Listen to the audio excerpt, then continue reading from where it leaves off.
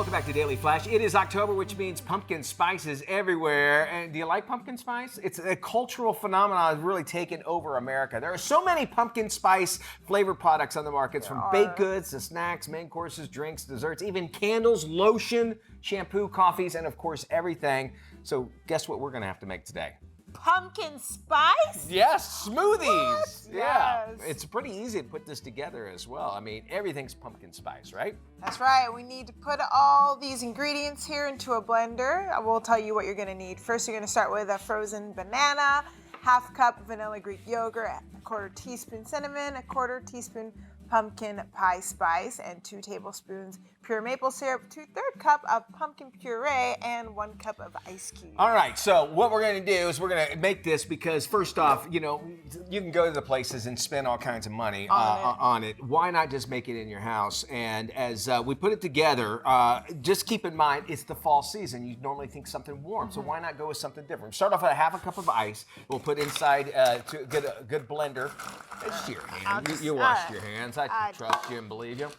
And now, you know, a lot of people, they'll keep bananas, and right before they go bad, you want to peel them and put them in your freezer. Because that's when they're best for smoothies. Yes, for best for smoothies. So we'll put a frozen banana in there. We're going to actually get in some a little bit of the Greek yogurt, and again, you want to use about 2/3 cup of Greek yogurt.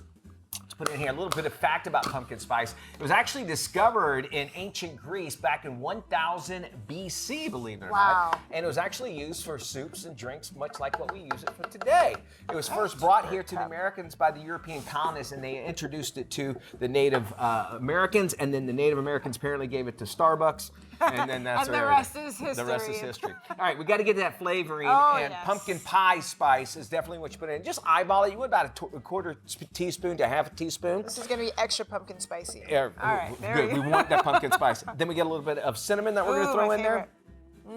And since we have a little bit of that base, but we need to make it liquidy, we're going to put about a half a cup of fat-free, you can use any kind of milk really, but fat-free or skim milk will actually get you in there. I'd give about a half a cup, give it a little bit, maybe a little bit, tad bit more. And then to give it that really good pumpkin flavor, we have to get a little puree. What you put in there. That color is beautiful. Right? It makes you feel of the season. Pumpkin pie was also made popular at the colonists, which is why we have pumpkin pie on Thanksgiving, and that's why, obviously, it's everything that was bountiful at that time to be able to use it. The banana kind of gives it a little bit of substance to it. This looks like booze. She did. During the commercial, she was about to take a swig of it. I saw you. Get about, not too much of that, just about 2 tablespoons of your maple syrup. A little bit more than that, I think. Yeah. This is going to give it that real rich flavor, and it's nice also scent coming off of this. You're going to, it kind of balances out a little bit of the rich maple syrup that you have. All right, we throw that in there. We put it on the blend mode, and we need the lid, don't we?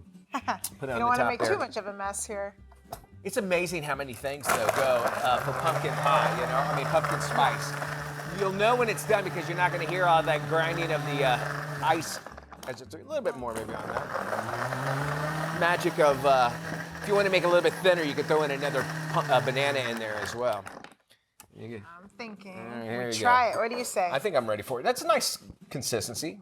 Put it in here. Man, this thing's going to hurt. How about we did this? They've taught us everything except how to deal with this blender. All right, we'll put that in there. You can impress all your friends with some homemade pumpkin spice smoothies. All this stuff is so easy to find. You probably have it. Sell it to Starbucks, make some money.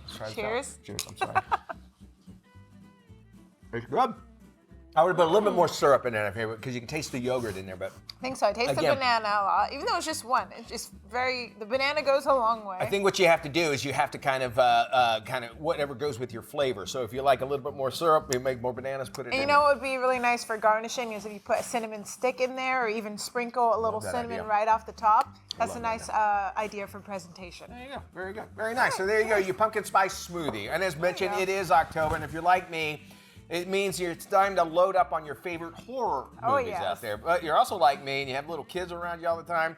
They can't be too scary. So we got a list now of some favorite kid-friendly, spooky movies for you to watch with your little one. Number 1, of course, is Hocus Pocus. As we know, Hocus Pocus 2 is coming out, the 90s cult classic. Getting a sequel after nearly 30 years. It's being released So this is a perfect time to introduce the next generation of those wacky witch lovers. That's right. Moving on, Scooby-Doo on Zombie Island is a treat. So grab your favorite Scooby snack and join the gang as they try to unmask the undead. I love it. Can't go wrong with Scooby-Doo. All right, next up we have Muppets Haunted Mansion. This spooky comedy has the right balance between fright and laughs. You can join the gang as they try to stay just one night in a haunted mansion. Speaking of movies that make you laugh, Ghostbusters. This is a nice family-friendly film for generations to laugh together with the right amount of creepy ghosts. Just remember to have a remote ready if you want to fast forward past that bizarre scene where Dan Aykroyd is, let's just say having a good time with a ghost. That's probably the best way to That's say the best way we'll put it. Then rounding out our list of spooky movies to watch with the kids is Pixar's hit Coco. It's actually a cute movie packed with lots of music. It's going to fill your heart as a boy explores the land of the dead. I saw this movie on an airplane and I thought it was just I cried.